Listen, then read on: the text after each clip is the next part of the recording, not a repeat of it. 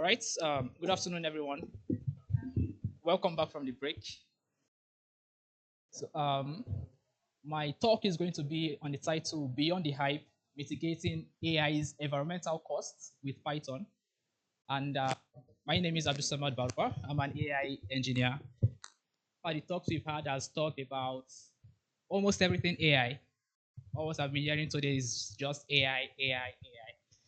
But one thing that everyone keeps ignoring is the fact that is a system behind this AI that is powering it. And these systems have a lot of nuances surrounding it. And most times, most people don't see that because it's behind and we are just focused on the usage, the application. But there is an important thing that it does, not just to us, but to also our planets, our profits, and generally we call this sustainability. So my talk is more like a sustainability talk. And yeah, so when we talk about AI, we have a lot of AI tools, right? We have the likes of Firebase Studio for writing code. We have AI for content creation. We have agentic AI systems. We have co-pilots. We have AIs for brainstorming. We even have AI that can lead businesses that can take up executive positions in a company. And we have several of them. And I think this is good, right? It's a good thing.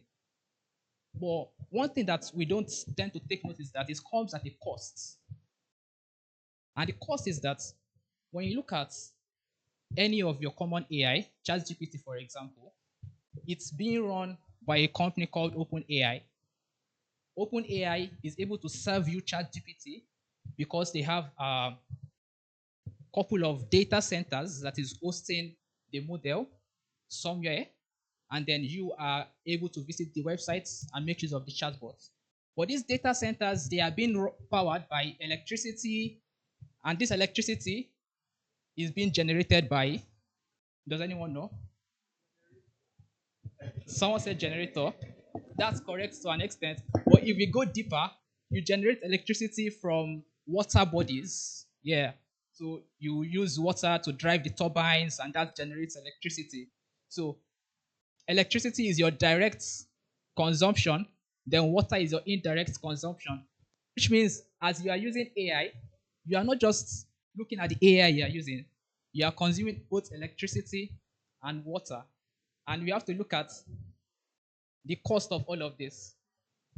Compute itself, you have to use GPUs or what's not, some complex systems, the labor, the expertise. We've had engineers working at these major AI companies doing about 60 hours per week because they have to keep shipping out products, keep meeting up with feature requests from the users and all of that. So these are most important aspects of AI that no one seems to look at.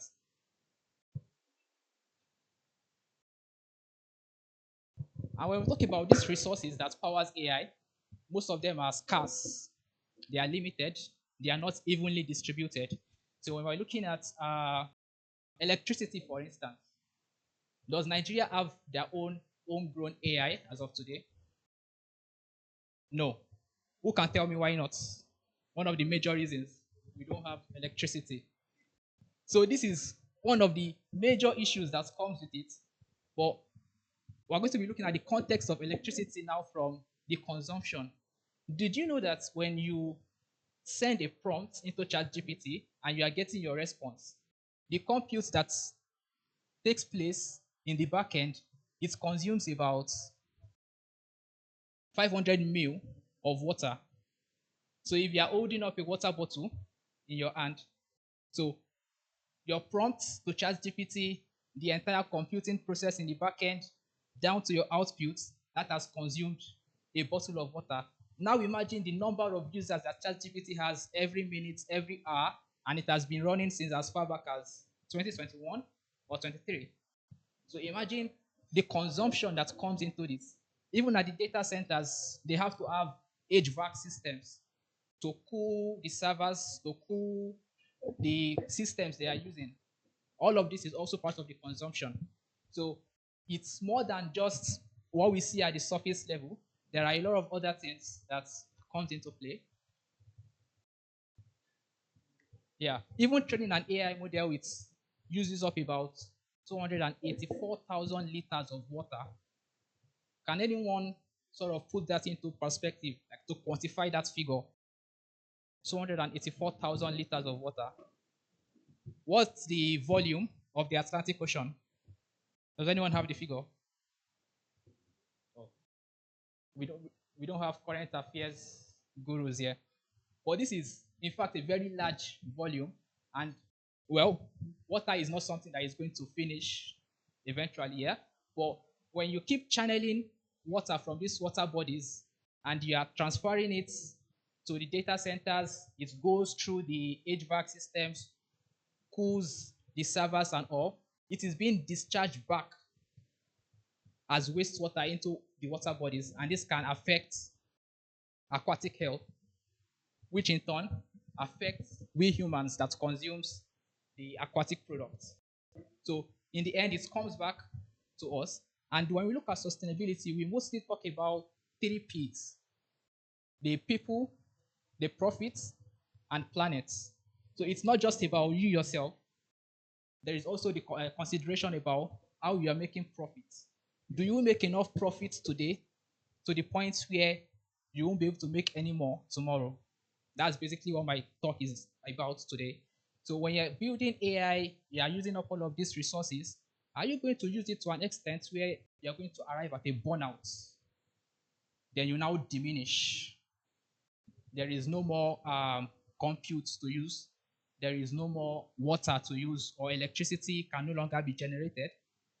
We are able to get to the stage of AI we are today because there has been constant developments. There has been research. There has been upgrades in hardware.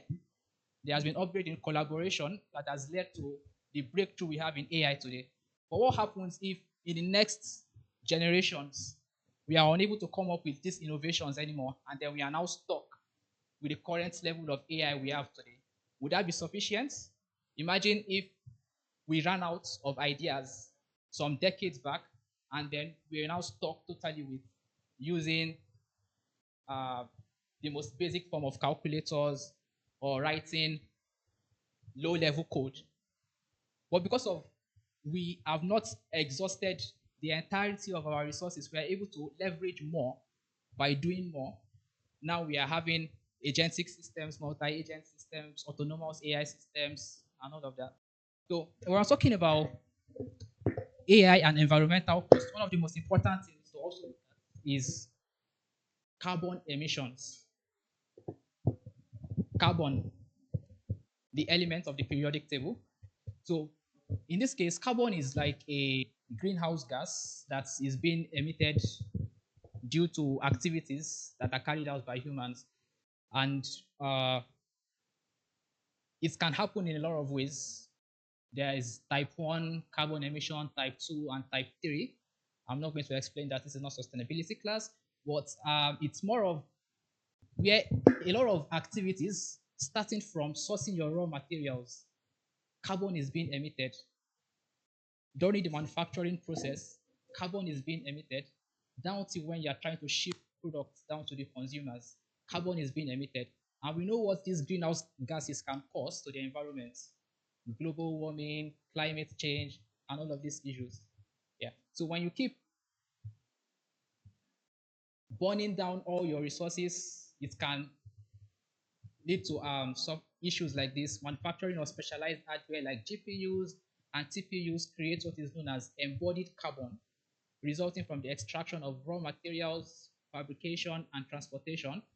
And while this is seen as a smaller portion of the total footprint, because the actual footprint comes from the usage of the tool, it can become significantly greater in the near future.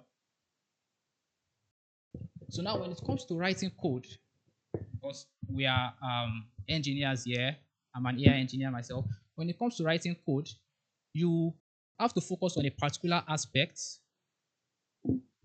As beginners, we are encouraged to learn DSA, where you learn about data structures and optimization, stuff like uh, computation, runtime, and all of that. Similarly, you can also measure carbon emission that happens in your code. So maybe you have a function that is supposed to train a machine learning model, and then the function, as simple as it is, the common or the most basic way of training a machine learning model, um, go to maybe Kaggle or somewhere, download your data sets, load it in, use Keras, do your train test splits with sklearn, load it into the baseline model, then train. As simple as this is, it has a direct impact. It has an amount of carbon emission that is being released by running just that simple function. And you wouldn't know unless you are measuring it. So the first concept that you have to do when you're writing your code is to measure at first.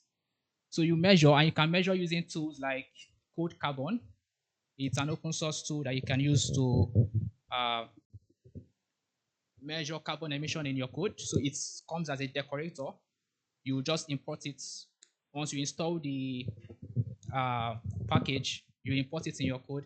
Then you can use the decorator to track the carbon emission in your function. All right, if it won't connect, I think I'll just show us the code so as to save our time. So this is the initial implementation of training the model, where you're using the MNIST handwritten data sets, and you are training your model. And at the end, you are getting a result, a measure of the carbon emission that is being released from this single function. So you can get your results here. Energy consumed for all GPUs 0.000332 kilowatts hour. And it also measures for the GPUs and the total that has been used for this function alone. Then we're going to implement a method called pruning.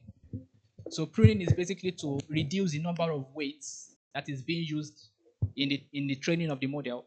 So when you prune the the model during training and the weight is reduced, you are able to get a lesser amount of carbon emission with an equally high accuracy.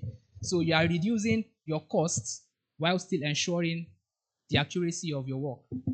And it's just the way it is when maybe you are solving problems on Lit code or platforms like that, where you are looking for the best way possible to solve the problem while still getting the correct answer. This thing still hasn't connected.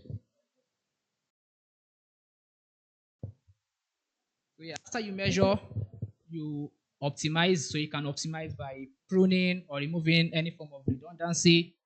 Then finally, you improve your workflows. So improving workflows is beyond just the code now. Improving your workflow can involve decisions that you take at a high level, like what dependencies to use. Maybe you're running your application on the cloud, what availability zones or what regions to use, what services to include in your project, whether to use load balancing or whatnot. Uh, so this table here now shows us the different cloud providers. If you're familiar with maybe AWS or Azure, you can relate to what this table is showing us. You have several regions: EU Not One, Sweden Central, Europe Not One. And I think if you've worked on the cloud before, maybe when you're learning, you'll be advised, if you are in Nigeria, yeah, you'll be advised to use maybe a region like South Africa because that's the closest to you, yeah. Or sometimes maybe when you're using Azure, you can be recommended to use a region like maybe US West Central, maybe because they have lower carbon emission. Even sometimes when you're trying to book a flight, you will see some flight recommendations to use this because the carbon emission is lesser than normal. So these are ways that you can ensure lesser carbon emission, both in hardware and cloud region selection at a high level, just beyond the code. So when you're writing code, this is how to ensure that you are doing the right thing, because in the end, the level we are now with AI is not just a level we want to stay at forever, AI is going to continue training, maybe by using currently available data, and it's going to try to optimize its current knowledge based on that. And it wouldn't be okay if the available data is now just jargons or poorly written code isn't properly optimized. So the way to ensure that you have green code is to measure first, then you go on to optimize, then you accelerate your workflows, then you choose wisely or correctly. And I'll wrap up my talk with a saying from Native American proverb that the earth we have today is not a gift from our ancestors, rather, it is a loan from our future generations. So that means we have to leave them with something substantial for them to be able to enjoy just the way we have enjoyed us. And that brings us to the end of my talk. Thank you.